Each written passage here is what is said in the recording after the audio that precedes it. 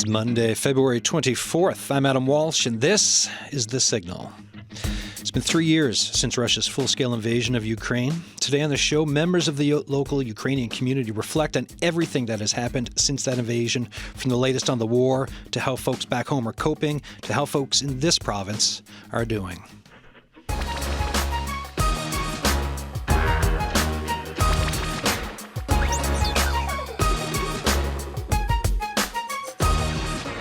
We have the fullest of full studios for you all today. 2, 4, 6, 7 people in here from the local. I find so is it when you invite a couple of great people from the Ukrainian community, I find they bring friends and family with them. So this is fantastic. You're all here.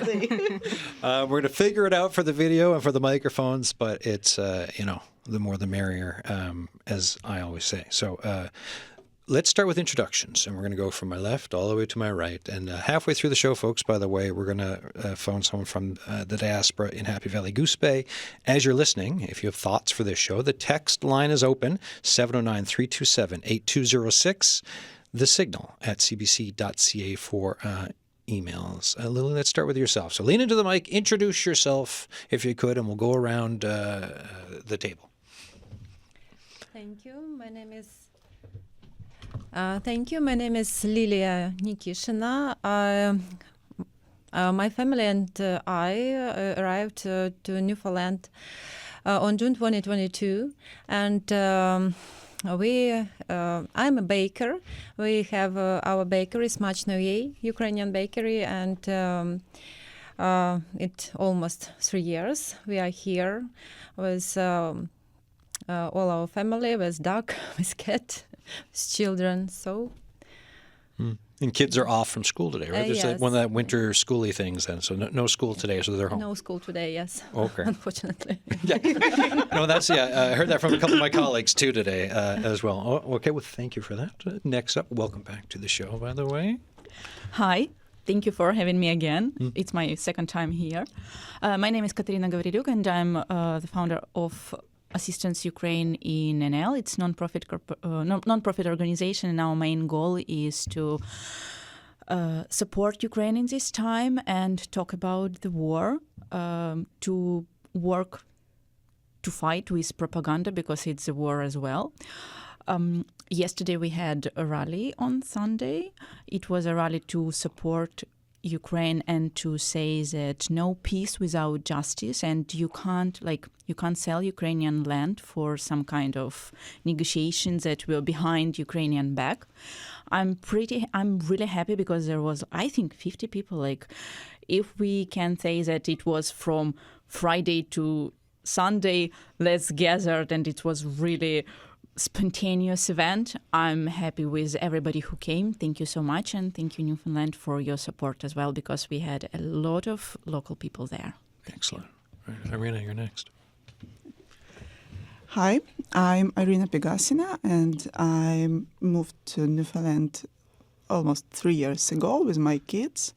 And today I'm representative of Ukrainian National Federation of Canada Avalon branch in there. And I also will be invite you to our events for today evening for third anniversary of started war in Ukraine. So we will be appreciated if you join to us in these events. What are the events for this evening and where and times? It's events at 7 p.m. in St. John's Commercial Center, 101 New Gower Street. Okay. You can come in 7 p.m. 7 p.m. Yeah. Okay. May I interrupt for a second? Yes, of course. Every time. Go for it. There will be a promo film. Brian O'Daly. He is. I will say about this. Oh, sorry. Okay. Sorry. Both of you can go for it. Go for it. Yeah. I need to introduce him too. Everyone here wanted to. Okay, so who wants to introduce him? So you rock, scissors, papers. Go for it. Thanks. I think thought about mentioning it also. it's the next. Yeah.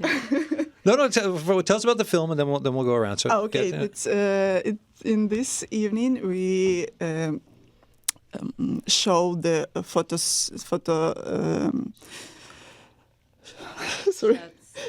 shots about the Ukrainians women who stay in Ukraine, and also we invite the Brian O'Daly, who present her films about the Ukraine. It's a short part of Ukraine of films because he spent a lot of time in Ukraine after the start of war, and he have 75 hours of materials about the Ukraine and women in Ukraine at war and the kids in this situation, and he need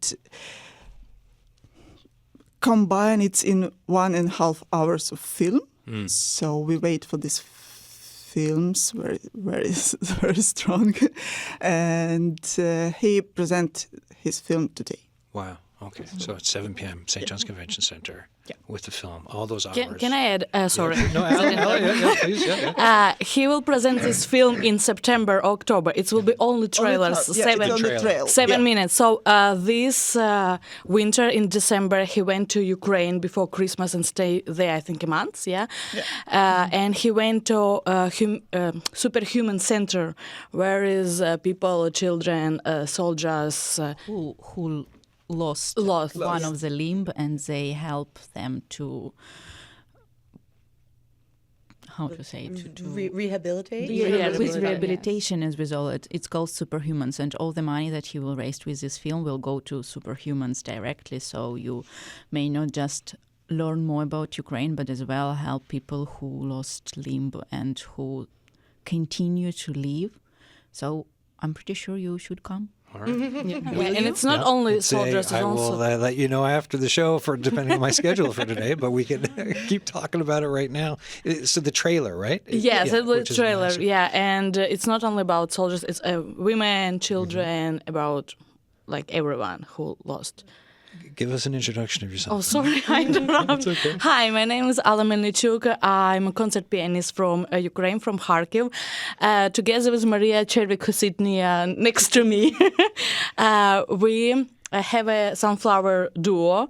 We created in 2022. September, October? I don't remember. October, yes. It was our first charity concert, and from that time, we're still together. We had twice tour across Newfoundland, perform at Shelley Neville show Oh Holy Night, also twice. And we try to share Ukrainian music, Ukrainian culture.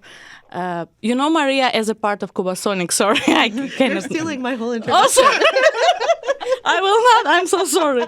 Don't forget to say about your piano duet.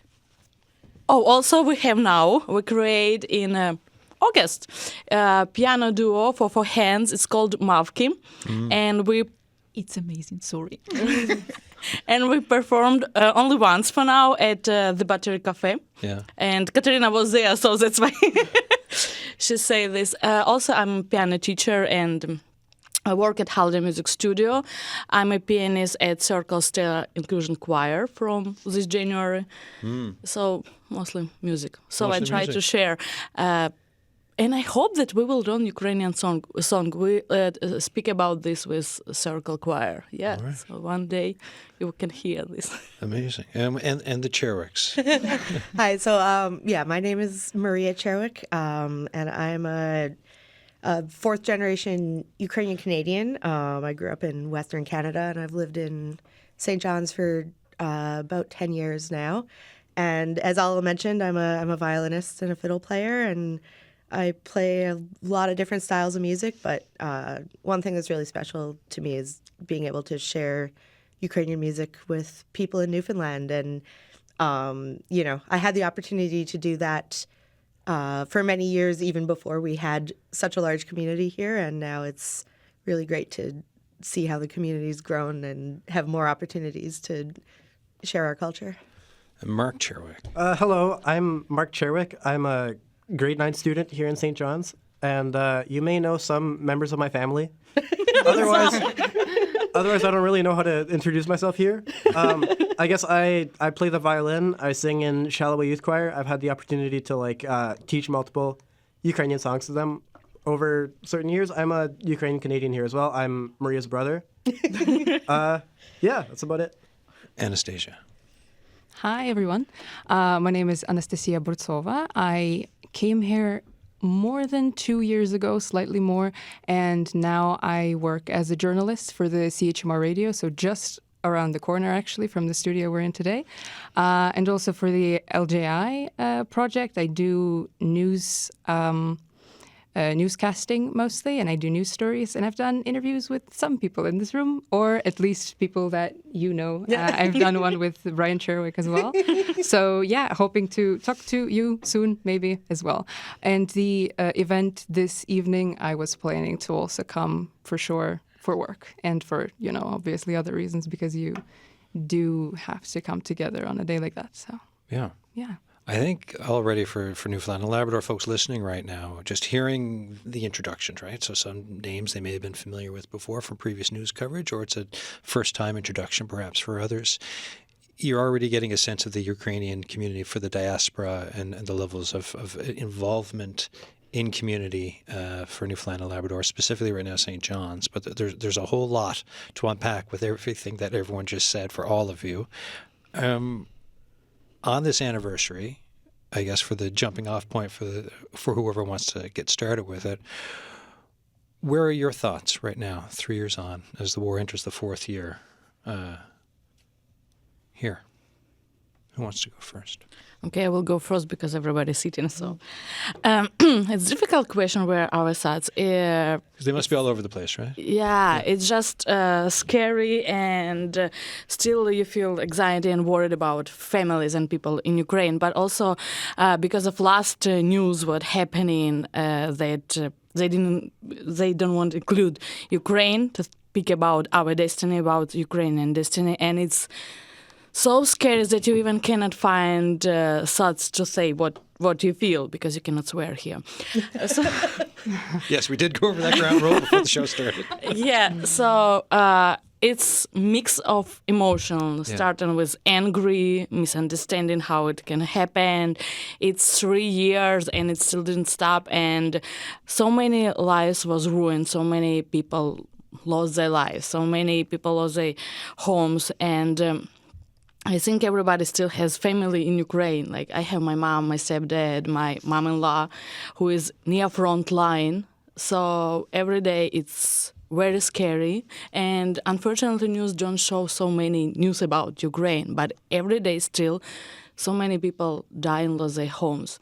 And if I cannot, if I call my mom-in-law and she didn't answer, you losing your mind because you don't know what happened in there. So as I said, it's still scary. And I still have one question: how in 21st century is can happen?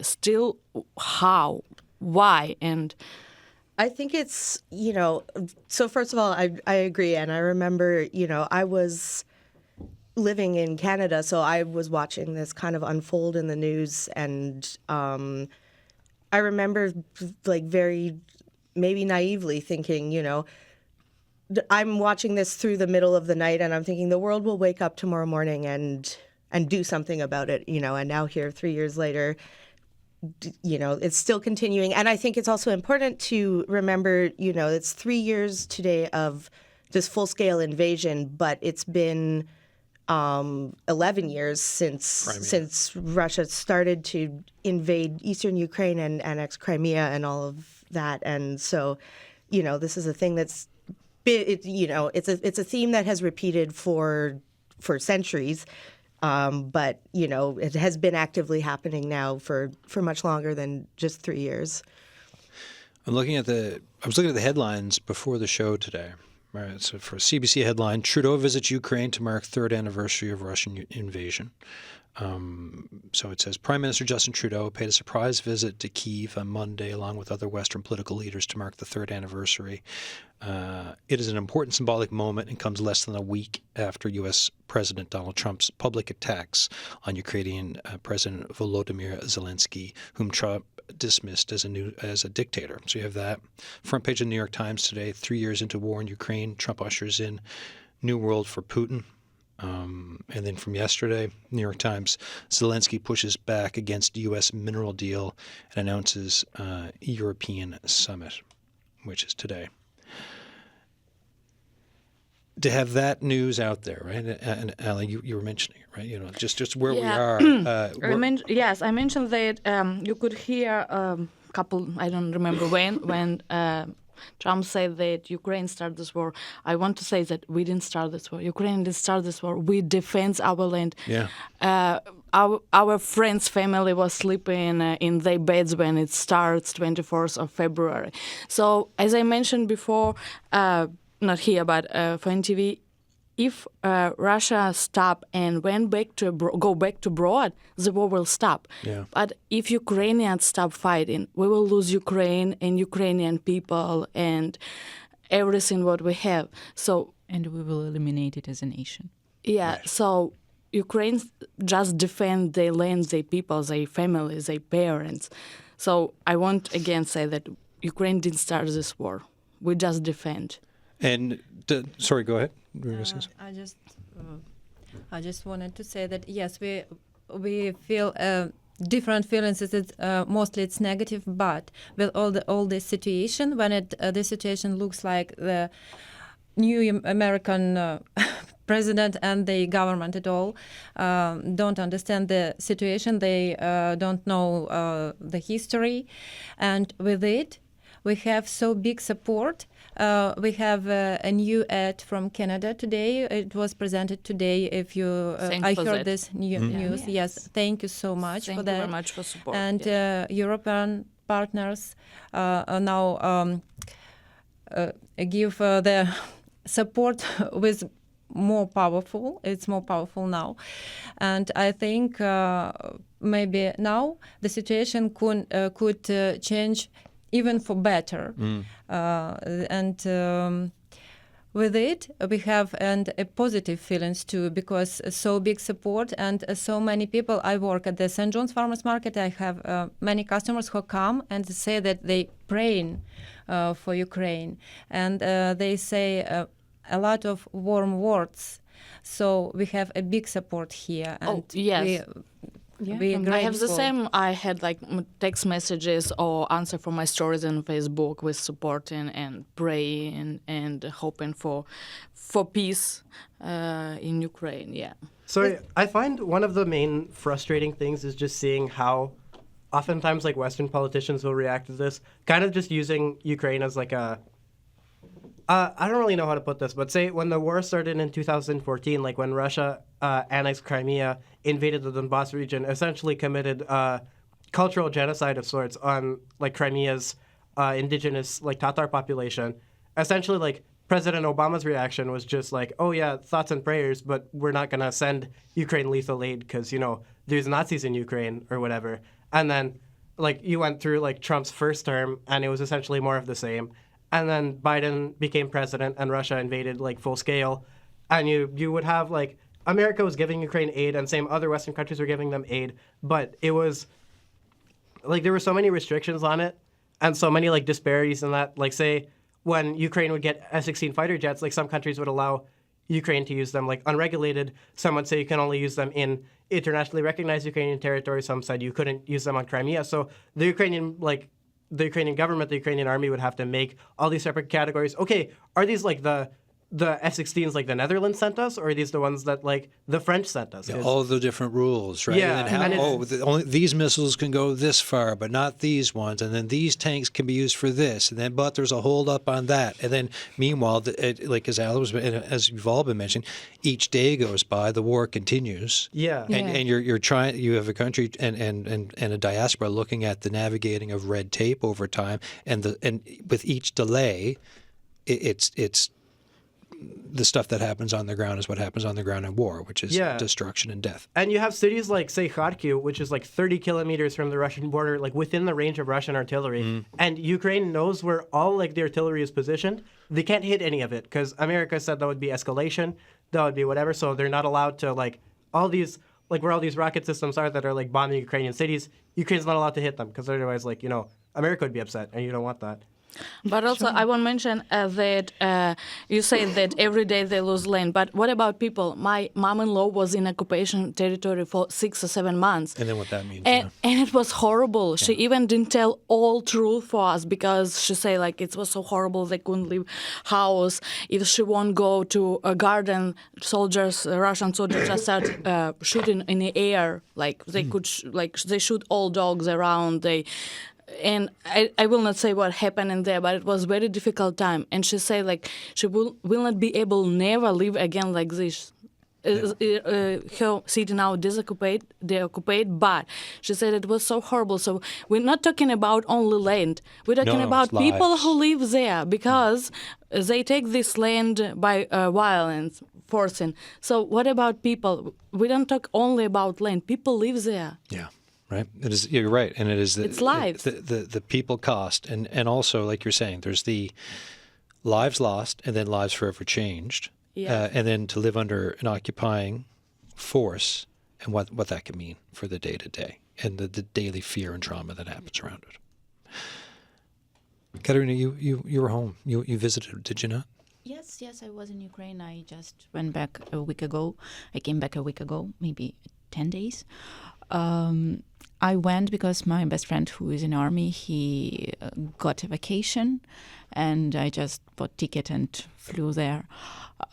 It was very warm to see him. Yeah. Like, I can see how he changed through the war because, like, I know him for 20 years, maybe a little more. We were in the university together. We worked a little bit together. Like, we speak every day, I think, for 20 years.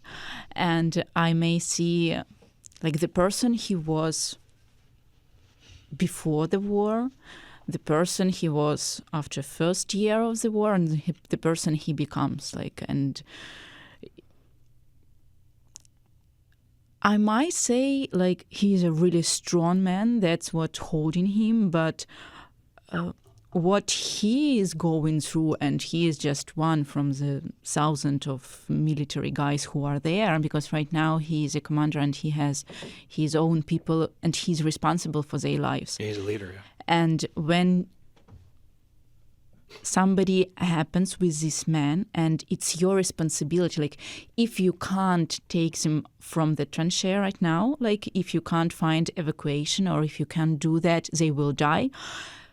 Emotionally, I don't know how he worked with that. Like, it's really, we have a lot of jokes, and he said, like, but after the war, when somebody will say this work is stressful, I will just laugh. Yes, because, like, on your hands, people lives, and it's every day. So as for me, because I was silent when everybody's talking about the 24th, I feel calm. Why? Because I know that there is a lot of work to be done. And unfortunately, I love Allah very much because she's one of the emotionless person of all, and she's volunteers in Assistance Ukraine, and she's an amazing lady, and I hope you too will make that concert that we planned last year, this year. But I can't be so emotional because there is work to be done, and we have to do that. Assistance Ukraine has to organize some meeting to this year. We have to raise some money that will go to palliative care in Ukraine, because we worked with Foundation Svai, who support people with illness that will be, like, bad in the end. We don't talk about that much because it's not that topic. Like, the war is hard to talk about. Yeah. Let's say about people who will die during this war because of the cancer. Who will help them? And Svai raised money there, and they support with palliative care. So we helped them as well. And we have to work. We can't afford to feel angry because it's really exhausting. It's exhausts us from the inside, and we feel like I lived for like my friend Gera. He never talks a lot, and right now, like this year, it was almost hard to force him to say anything. Like, he may say something like, "Oh, it's lovely weather," but he starts to be very silent. And once he shared with me the situation that was on the battlefield, like for him. And for that 5 days, oh my gosh, first of all, from the, like, I didn't sleep for 5 days because I was so nervous, and I can't change anything. Yes, it's up to him. And then I understand, like, how many people, he told me about one of his guy who was in position for 100 days. On position, it means that you on the front line, on the battlefield, and you can't walk out. And he told his daughter that he congrats her with a birthday by walkie-talkie, like this radio, because he can't call her. And these people, there are a lot of these people. So we have to stay strong and talk about Ukraine as much as we can. I'm still emotional, sorry. I know, I'm still emotional you're about always... this. When it's the range that, for how you were wired as a person, you can have lots of emotion for a conversation. You can say, hey, I'm the way, the other way. But those all together, these are very important voices for the whole range of understanding the emotion, understanding the planning, understanding putting the message across, and for helping folks to I was understand. emotional for 6 months. For 6 months, I did nothing. Like from last August till the new year, you may see that Assistance Ukraine did nothing because I was in so deep depression, but unfortunately... But I wasn't emotion then. So. Yes. So you're training. Yes. I see. Right? I think it's really important, to keep speaking about Ukraine, and, it's obviously there's so many things happening in the world right now, and there's so many groups of people that are suffering for so many various reasons. But with, the news that's coming out in the last week, you start to realize that, like, lots of these things are connected, and people who maybe don't have a connection to Ukraine feel like this is a war that's happening in another part of the world. Now suddenly you have, like, America is getting involved with that, and, the sorry. But Maria, it is all connected because you have the U.S. president has floated certain things like the idea of pulling troops out of Europe. Right? There's questions over NATO. You have Ukraine wanting to join NATO for all that means for defense and everything else. There's been when you look jokes about 51st. state. Jokes. Well, yes, exactly. Which we did a show just on Friday about that. And we had I don't believe in the war between USA and Canada, but let's be honest, the same jokes was in Ukraine 15 years Nobody ago. believes, yeah. And nobody believes. And I mean, just to imagine, like, if that were to happen to us here in Canada, it's the same experience as what people in Ukraine are dealing with. I don't want somebody to feel that. It's No, absolutely. You wouldn't wish that on your worst enemy. exactly. It's as unfathomable as that might be for Canadians to imagine this, is exactly the same in Ukraine. Like Ukrainian identity is just as unique. And yesterday I talked to my friend and I said, they just don't understand what the war is. They just don't understand. And they said, and I'm so happy that they don't understand. I don't want somebody to feel that and to understand that. No one, really.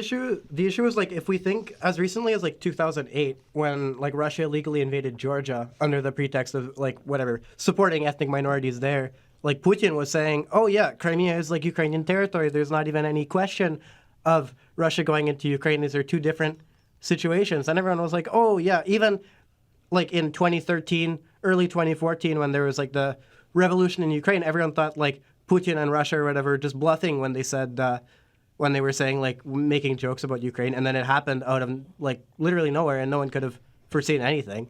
And it's just, like, a scary thought, Mark, how much, you're obviously so well read up on this. How much are you consuming through the run of a week when it comes to news and history around? To be honest, I'm not sure. Like, I just have a thing for, like, geography and geopolitics or whatever. Like, I sit and, like, listen to podcasts about, like, Sudan or whatever, and yeah, you're highly attuned to the world. Like, I honestly, like, I just consume news the same. Like, that's just the YouTube videos I watch for fun. Like, I don't. Yeah. Okay. In grade 9, right? Yeah. Okay.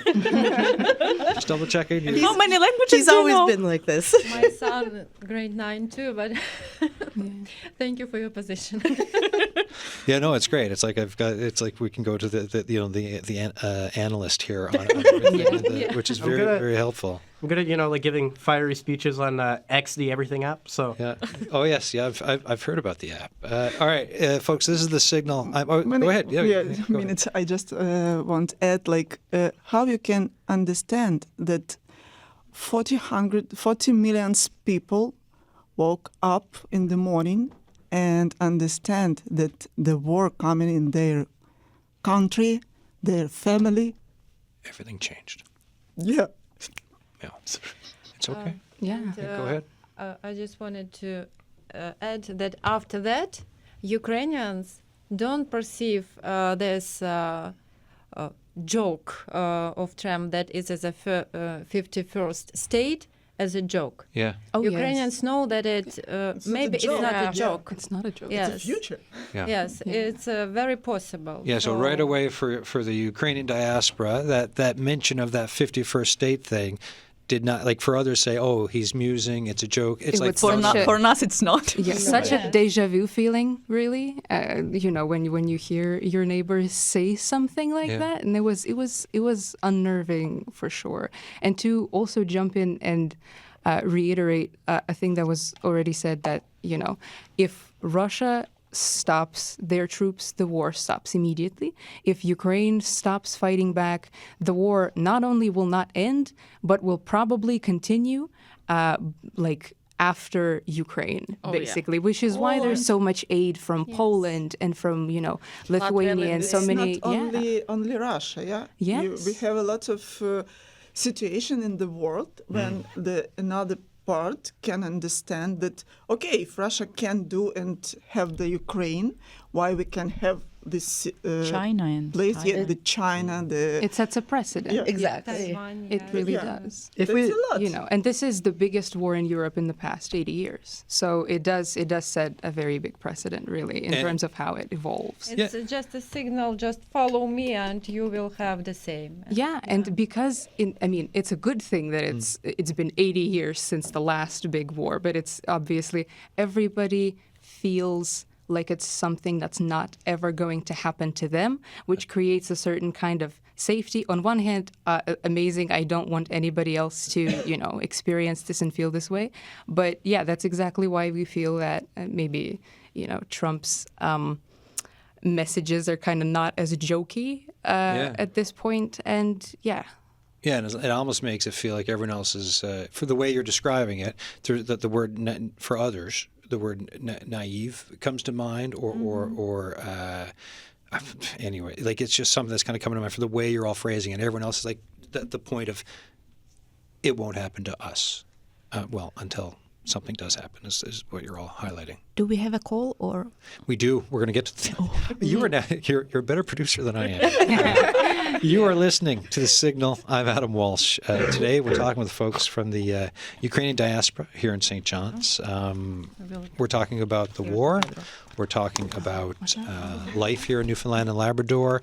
I've got a full studio, 2, 4, 6, 7 people. And joining us on the line from Happy Valley Goose Bay, Ernest Kurish. Hello, Ernest. How you doing? Hello, good afternoon. I'm good, thank you. How about you? Good. Look, thanks for coming on the show. Tell us a bit about yourself and your life in Happy Valley Goose Bay. I'm not that far from you. so far so good. Like it's a cold, long winter, but already get used for that. So very good people, friendly people, and all about work. And hope next time we're gonna have another reason, like victory reason to speak together when Ukraine will win, and finally this tragic war will be over. I hope for that. So then, for looking at 3 years on from the war, the full scale invasion, and everything that came before that with Crimea, what are your thoughts right now on just the international happenings of everything, whether it's with the American president, NATO, what's happening in Europe today, with folks meeting with President Zelensky in Kyiv? What are your thoughts? Look, in this, based on experience and what I understand, or what I could understand, that it's politics is very cruel very, very cruel, and unfortunately sometimes they don't really appreciate any like human lives. And unfortunately that's like our reality of 21st century, right? And I think it's kind of like a show, and sometimes they just kind of go public and just doing kind of like media, let's say media approach. But I hope that at the end of the day, they're like really like will go in the right direction and really count on Russian aggression, and like will really put the right actions and the right approach to stop it. I guess you mentioned already, like, everyone had a big hope, like, for the Budapest Memorandum, since, like, like we have to learn on our history. But unfortunately, it seems like someone, like, really forget that we had a good lessons in the history, and which we have to don't repeat the same mistakes. Your parents are still in Ukraine. How are they doing? That's, again, not much I could say. They're still there. I would say they're surviving, yes, because it's they will not voting. They're not expecting that it will actually, first of all, that it will take it so long. And, everyone is like thinking and had a hope, and from weeks to months, and now 2 years, and now it's third year. But what I would like to admire that it's resilience, strength of all Ukrainian people who like withstood 3 years of relentless war, in our soldiers, our people, all supporters, like standing on the front lines and continue to defend country, like, with all this extraordinary courage. And they really deserve like utmost respect. And it's hard to describe and give like all of these details. And namely, like being in Canada, when kind of we are here, like protected and this is safe, and like talking about people who is like facing on daily basis the kind of threats to get killed and being bombed and being like attacked with all of these missiles. So it's kind of really rough, and I hope it's like it will be over. Yeah. Ernest, thanks so much for coming on the show. I'm wishing you and your family all the best, and the same with your wife and 2 kids. And just thank you so much. Thank you very much for having me. Okay, have a good day. Have a good day. Bye-bye. Ernest Kurish in Happy Valley Goose Bay. When you look at the community that's been built here, right? So from music to bakeries, exhibits, lots of kids here. What's the conversation like with kids through this? Like, how do you all talk to your kids about, or young people in the community about what's going on? I don't have kids, so yesterday Ala made a video of my kid who was on rally with a poster. I have a video. 1 second. She had a video of that, and he was screaming "Slava Ukraini!" like "Glory to Ukraine." No deals with war criminals. Right. Yeah. And now, so the kids are very active then. I think all my friends in Facebook right now have this video of my son is. No deals with war criminals, and that's in front of City Hall. Yeah. Yeah. Well, I mean, we were on multiple meetings and rallies like that when I was still in high school, which was last year. Yeah. Me and my friends, all of us were always like on every rally that was happening. That was still, high school experiences, I guess. Yeah. Can I ask you, why journalism? Well, my mother is a journalist. She's been a journalist for 30 years, and I guess, runs in the family on some level. Yeah. What's covering the Ukrainian community beat like because being part of the community, covering the community, what's that like for you? Oh, I actually wanted to jump in on that because I could talk about that for hours. It's a very good way to find a balance here in terms of, you are exposed to news every single day, and to news about horrible and huge things that are happening in the world that you can't affect in any way. And so when you can lock in to the community directly around you, and you can experience, this empowerment, really, you can directly affect these people around you. You can hear their stories, you can talk to them, and you know that you can actually do something here. That's one thing for me, for my mental health specifically.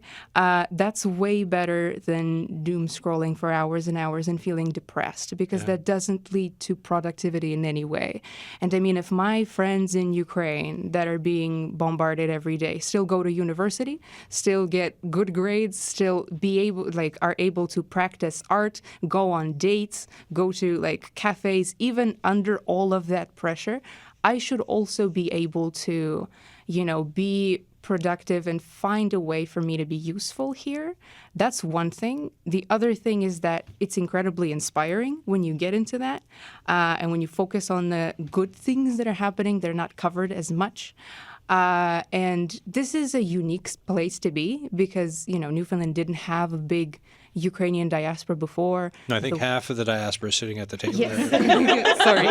Yes. The Cherwiks. Yeah, but it is growing rapidly now, and it's really good to be here for this and to see, the vibrancy. Yeah. And it's showcased here in the best way. I mean, really. So all the artists and all the, the bakers and the musicians and the doctors and the counselors everywhere, and to be able to talk to them and hear their stories and how they're building here is truly incredible. And it gives a sort of hope that, you have these people directly around you and you see that this is happening and you're not helpless. Yeah. What else for the building? Oh, sorry, go ahead. About the kids, if you speak about the kids, they know all this situation. They understand. But it's the kids, and they forgot about this. Yeah. They have a beautiful life in there. They go to the school, they have friends. And we have I hope, it's successful project in the UNF. It's Ridna Shkola. It's a school with Ukrainian language where kids can come in and learn the Ukrainian language, learn the history, communicate with another Ukrainian kids in there. And yes, they not forgot this first day of war or their feeling in this time, but they can adapt this in their mind and feeling really successful person in this country. So I hope the Ridna Shkola also helped to understand that yes, they now in Canada, it's a great country. Yes, they have the horrible time, but they never forgot the Ukrainian language, the Ukrainian history, and they not repeat these mistakes when Ukrainians can't find answers for the questions who they are. Well, and language preserving culture, right? And having that is obviously so important. Yeah. Yes, it's for kids. It's really important. It's really because we know this, but they grow and they can forget all this. And so keep it there, right? Yeah. Go ahead. Yes, and thank you very much for UNF. My kids can't go there, but I know about that, and I agree that it's very important.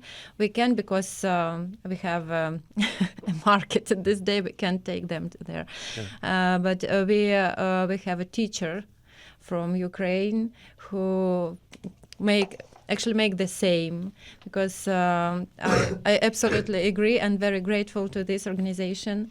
They help children to remember who they are and where they was born. How long have you had your bakery at the farmers market? Like how long? When did you start going to the farmers market for baking? And in 2022, from maybe last numbers of September, we have started, and it's ongoing for today. What was it like from the beginning? Like, did you notice it change over time with response, or was it big in the beginning, or like what was the reaction like over time? First year was pretty difficult to determine what assortment will we have, because of course first time our assortment was more for maybe for Ukrainians, but we have a little bit different taste. Ukrainians and Canadians have different preferences, but no, Canadians liked our food, and with the time we changed it a little bit to adopt our assortment for Canadians' taste, and we wanted to keep our Ukrainian food, but adapt to Canadian taste. What's the difference? Difference maybe a little bit in cooking. For example, pierogies. I know that Canadians like fried option, but it's still Ukrainian pierogi, but little bit changed the last cooking time. Some for example, flips, turnovers. For example, Canadians didn't know that some fillings is possible to use for these goods. Yeah. For flips, for crepes, they didn't know that it can be not only sweet, it can be savory. So we just try to show what can we do, and Canadians like our food, but little bit change and. Now we have a lot of Ukrainians customers and a lot of Canadians the same. Anyone else on this food thing? I want to say just one thing. Like, if you want Napoleon from Smacznoja and you will come at, I think, 11 at Farmers Market, it will be sold out. So don't make this mistake. Come early in the morning. Right. Yeah, Thank you know, very much. Yeah, my mother brought the cake to her workplace, and it was gone in seconds. And then people would go and find it specifically. They were looking for this cake specifically. So yeah, it is incredibly popular among Canadians also. It calls Napoleon if you forget it. It's my favorite too. Actually, these cakes, it's a very family cakes, and when I do that, this smell of this cream, what I use for, especially for Napoleon, it's like a family celebrations, some birthday, and it's from our childhood. Yeah. And especially now. Especially now when we do that, our family was so home, and all our celebration was just inside our family. I came back in my thoughts to my mom, to my parents, to my childhood. Yeah. Still. And he also burns in Moscow. Oh, yes. All right. And also that. What else, for the community here, for the diaspora, what else do folks need from, whether it's support or what else? Work. Yeah. I'm looking for the job, so. Katerina, have a look. If you need new specialists, please call Katerina. She's looking for a job. Yeah, so right, jobs, right? Okay. Go on. Actually, UNF now try to support Ukrainians in there, try to help with adopt in Newfoundland, and we have a lot of people who ask about the work, who looking for the work, and also now we have the people who looking for information about development business. Yeah. Yeah, and we have now also the project about the help to people understand how they can build their business in Newfoundland, and they're not looking for a job, they need to build this job for another. Also a lot of questions about the support of kids. Yeah. Because we have only like a school on Saturday, but if we speak about after-school program, about daycare, about summer camp, it's also questions for Ukrainians in there, and we try to help with this because we also have the summer camp in the summer, and now we work with government about the program for daycare and after-school program. I hope it will be also successful project. Yeah, no, of course. Well, and because for me, this part of the discussion too, it's the further putting down roots, right? Like it's 1 year, 2 year, 3 years, and it's okay. Well, we need better jobs. We need better support for kids. We're looking ahead because it's folks who are staying here. Perhaps this is something instead of looking to go back to Ukraine at some point. I'm assuming some people will end up just wanting to stay here, while others will perhaps want to go back to Ukraine, depending on what happens. But anyway, we need jobs. Yeah, in order to do any of it, right? In order to do any of it, you job. need jobs, right? You need jobs in order to do any of it. We now try to connect with employer That's okay. employee and employers in Newfoundland about collaborations, about that really our people, they have a million hands, Yeah. They can do anything. And sometimes the Canadians were surprised that we have the great opinions and they don't know about this. So we try now share this information also that if you need the great worker, you can ask about the Ukrainian. Yeah. Smart, hardworking people. Yeah. Yes. We got 4 minutes left, which with 7 people is less than a minute per person. And May I say one small thing? Like when we just arrived, it's about Ukrainian community. When we just arrived in Newfoundland, and I don't know, except Chervik, who from Ukraine were there.